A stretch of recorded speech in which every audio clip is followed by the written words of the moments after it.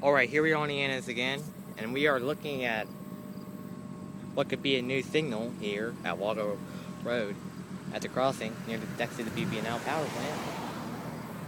And this looks like to be a cantilever signal, along with the new piecing of the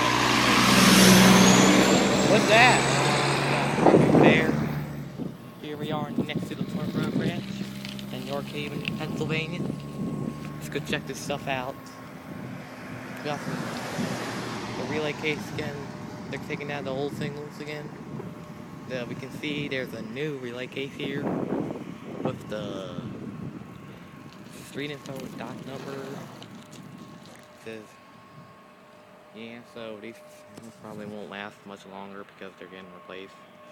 So yeah, it's gonna be the last video, yo. That's it. About to go out.